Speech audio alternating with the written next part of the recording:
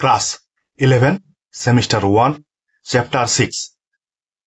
এই যে অধ্যায়টি ভারতীয় সংবিধানের বৈশিষ্ট্য, এইখান থেকে আজকে আমরা 9 নম্বর পার্টের এমসিকিউ প্রশ্ন আলোচনা করব। দেখা যাচ্ছে এই অধ্যায় থেকে অনেকগুলো পার্ট হয়ে গেছে, কারণ এই অধ্যায়ে অনেক কোয়েশ্চেন হয়, সেই জন্যই এতগুলো পার্ট তৈরি হয়েছে। এই কোয়েশ্চেনগুলো 11-এর জন্য যেমন, তেমনি এসএসসি মাদ্রাসা পরীক্ষাতেও কাজে লাগে। এই জন্য প্রতিটা কোয়েশ্চেনের সঙ্গে সঙ্গে কিছুটা সংক্ষিপ্ত বিবরণ দেওয়া। নিবন্ধীকৃত নাগরিক হতে গেলে একজন ব্যক্তিকে আবেদনের কত বছর আগে থেকে ভারতে বসবাস করতে হবে? তাহলে যদি নিবন্ধীকৃতভাবে আমি ভারতের নাগরিকত্ব পেতে চাই, তাহলে নাগরিকতা পাওয়ার আগে ভারতে 5 বছর আমাকে বসবাস করতে হবে। সংবিধানের কত নম্বর ধারা অনুসারে পার্লামেন্ট নাগরিকত্ব অধিকার সম্পর্কিত আইন প্রণয়ন করতে পারে? 11 নম্বর ধারাতে। ভারতীয় সংবিধানের 11 নম্বর ধারা অনুসারে ভারতীয় পার্লামেন্ট নাগরিকতা সম্পর্কে যে কোনো ধরনের আইন প্রণয়ন করতে পারে, মানে নাগরিকতা সম্পর্কে সমস্ত ক্ষমতার অধিকারী ভারতীয় পার্লামেন্ট বা সংসদ। এগুলো নাগরিকতার যে অধ্যায় আছে সেখানে আমরা এই বিষয়ে বিস্তারিত আলোচনা করেছি। কোন রাজ্যের নাগরিকদের জাতীয় নিবন্ধীকৃত চূড়ান্ত খসড়া প্রকাশ করেছে? আসাম রাজ্যের জন্য। জাতীয় নিবন্ধীকরণ বলতে এনআরসি প্রথম চালু করা হয় আসামে। ভারতীয় সংবিধানের কোন অংশে নাগরিকত্ব সম্পর্কে বা সম্বন্ধে বলা হয়েছে? ভারতীয় সংবিধানের সেকেন্ড পার্ট বা 2 নম্বর অংশে নাগরিকতা সম্পর্কে আলোচনা রয়েছে, মানে ভারতীয় সংবিধানের 5 নম্বর ধারা থেকে 11 নম্বর ধারা পর্যন্ত ভারতীয় নাগরিকত্ব সম্পর্কে আলোচনা রয়েছে। ভারতে দল ব্যবস্থা কি ধরনের? ভারতের দল ব্যবস্থাটা হচ্ছে বহু দলীয় ব্যবস্থা। এই ভারতে জাতীয় দল, আঞ্চলিক দল, অন্যান্য দল, এমন সমস্ত দলগুলোকে মিলিয়ে ভারতবর্ষে প্রায় 470টি রাজনৈতিক দলের অবস্থান রয়েছে বা রাজনৈতিক দল দেখা যায়। এত বেশি রাজনৈতিক দল বিশ্বের অন্য কোনো রাষ্ট্রে দেখতে পাওয়া যায় না।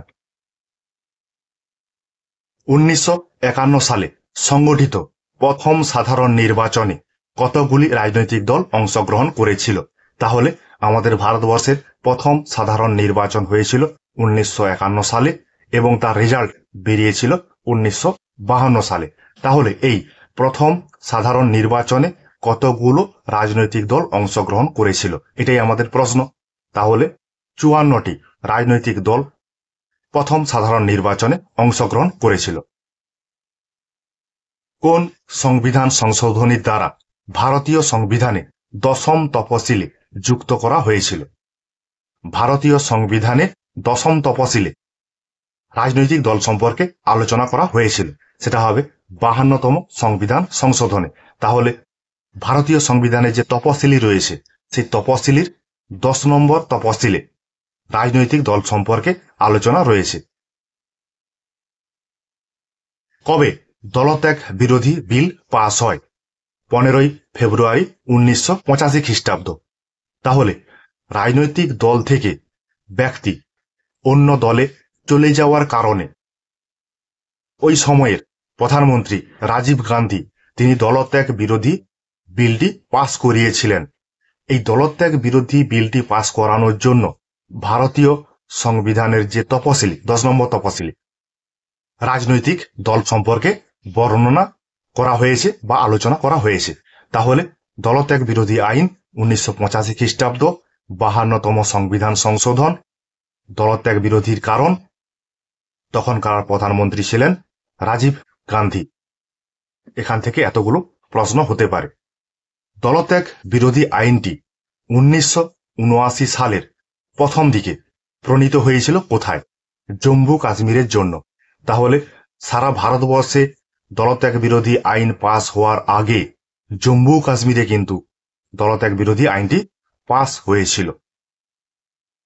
ভারতীয় সংবিধানের সংশোধনগুলির মধ্যে কোন সংশোধন লোকসভা এবং রাজ্য বিধানসভায় এসসি এবং এসটিদের জন্য সংরক্ষণ সম্পর্কিত এবং ইঙ্গ ভারতীয়দের প্রতিনিধি লোকসভা এবং রাজ্য বিধানসভায় থাকার ব্যাপারে সম্পর্কিত?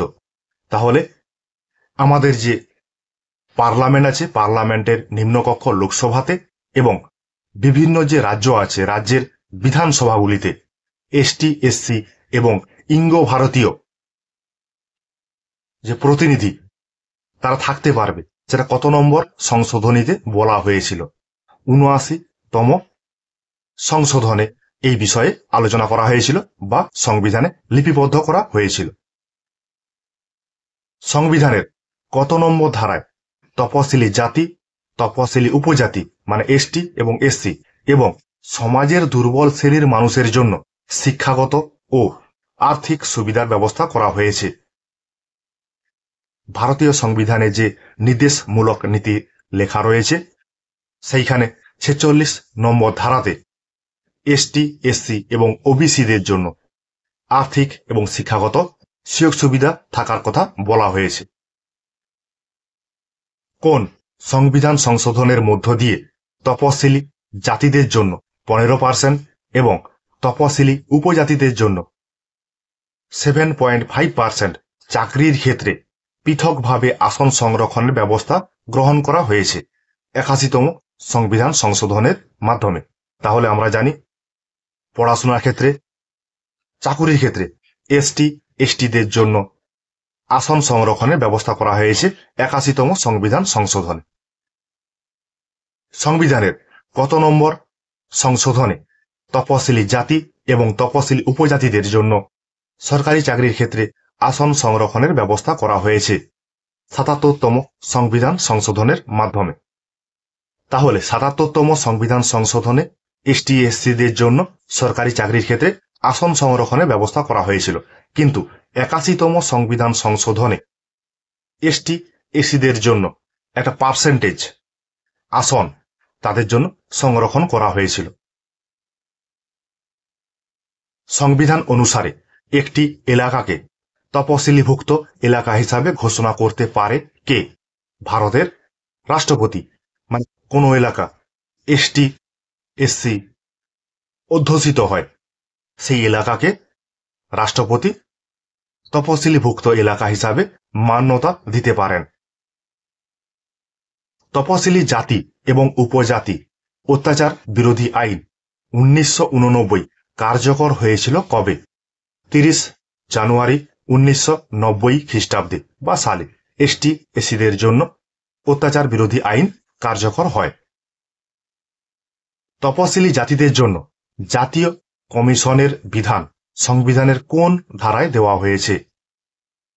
মানে তপশিলি জাতিদের জন্য জাতীয় কমিশন গঠন করা হবে, এই বিষয়ে সংবিধানের কত নম্বর ধারায় বলা রয়েছে? 338 নম্বর ধারাতে এই সংক্রান্ত জাতীয় কমিশন গঠন করার কথা বলা হয়েছে। সংবিধানের কত নম্বর ধারায় সংখ্যালঘুদের সুরক্ষা এবং তাদের স্বাস্থ্য সম্পর্কে আলোচনা করা হয়েছে? এটা হচ্ছে মৌলিক অধিকারের 29 নম্বর ধারাতে সংখ্যালঘুদের সুরক্ষা এবং তাদের স্বাস্থ্য সম্পর্কে আলোচনা রয়েছে। তপশিলি জাতি এবং তপশিলি উপজাতি অত্যাচার বিরোধী আইন 1989 এর অধীনে কোন ধারায় একটি বিশেষ আদালতের ব্যবস্থা করার বিধান রয়েছে? 14 নম্বর ধারাতে। তাহলে এটা কিন্তু সাংবিধানিক অধিকার নয়, এটা হচ্ছে তপশিলি জাতি উপজাতি যে অত্যাচার বিরোধী আইন আছে সেই আইনের 14 নম্বর ধারাতে বিশেষ আদালত গঠনের কথা বলা হয়েছে। কোন ধারাটি পঞ্চায়েতে তপশিলি জাতি এবং উপজাতিদের জন্য আসন সংরক্ষণের ব্যবস্থা করে?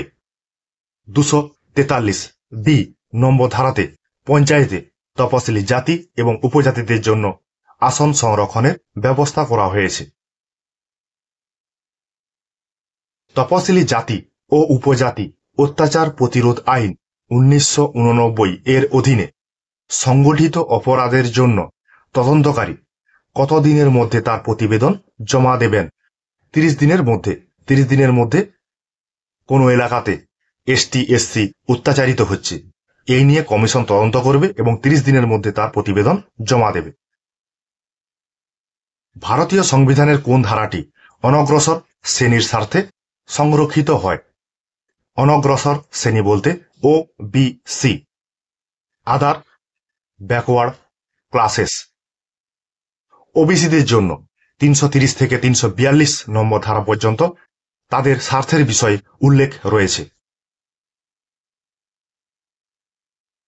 ভারতীয় সংবিধানে অনগ্রসর শ্রেণীর কোনো সংজ্ঞা প্রদান করা হয়েছে কি? না, ভারতীয় সংবিধানে ওবিসিদের জন্য কোন রকম কোনো সংজ্ঞা প্রদান করা হয়নি। তবে এসসি কারা, এসটি কারা, তাদের কিন্তু সংজ্ঞা রয়েছে ভারতীয় সংবিধানে। অনগ্রসর শ্রেণী বা সম্প্রদায়কে নির্দিষ্টকরণের দায়িত্ব কার হাতে প্রদান করা হয়েছে? কেন্দ্রীয় ও রাজ্য সরকারের হাতে অর্পণ করা হয়েছে। মানে কেন্দ্র দেখতে পারে, খতিয়ে দেখতে পারে যে কোন কোন এলাকাতে বা কারা অনগ্রসর শ্রেণী, আবার সেই দায়িত্ব রাজ্যের হাতেও বর্তায়।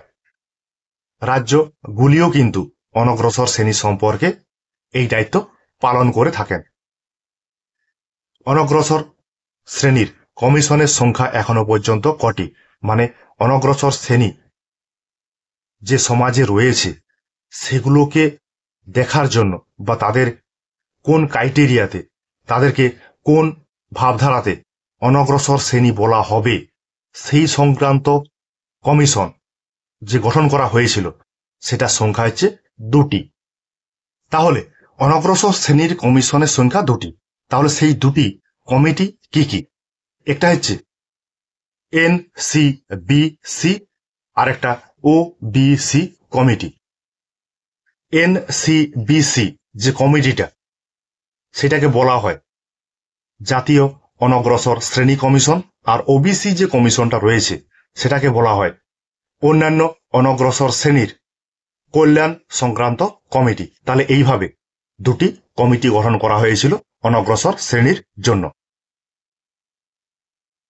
কাকা কালেলকর কটি সম্প্রদায় ও জাতিকে অনগ্রসর বলে চিহ্নিত করেছে?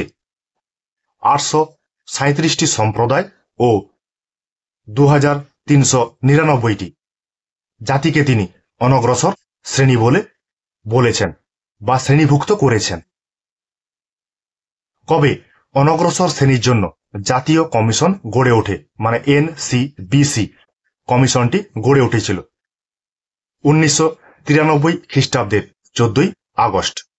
এনসিবিসি কমিশনটি গড়ে উঠেছিল।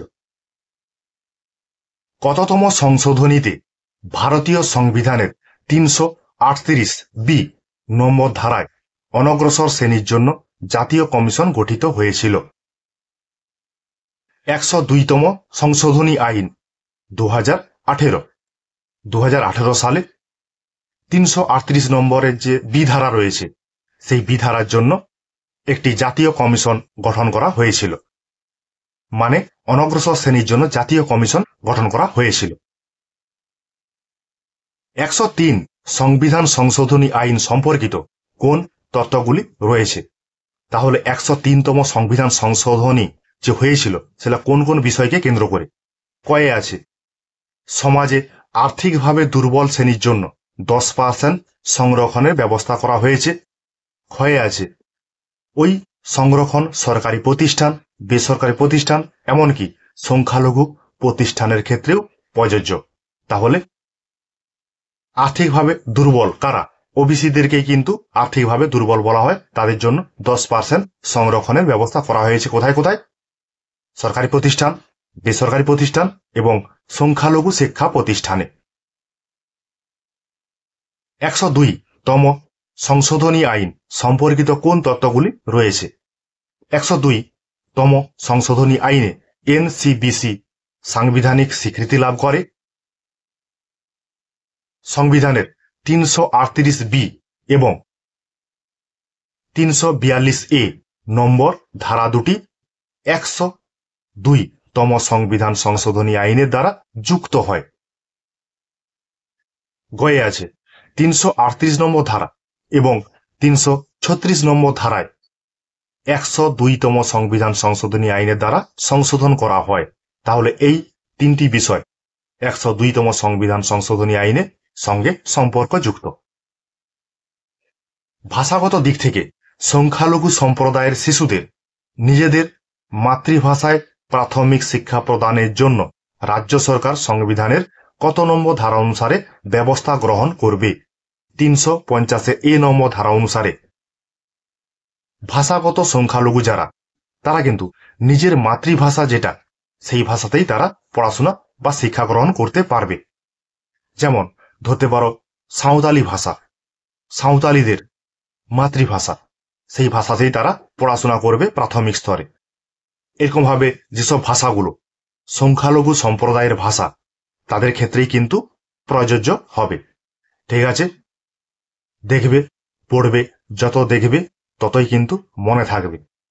এই যে অধ্যায়টি ভারতীয় সংবিধানের বৈশিষ্ট্য, এইখান থেকে আজকে আমরা 9 নম্বর পাঠের 30টি এমসিকিউ প্রশ্ন আলোচনা করলাম। ঠিক আছে, তোমাদের জন্য আমার এই কিঞ্চিত প্রয়াস।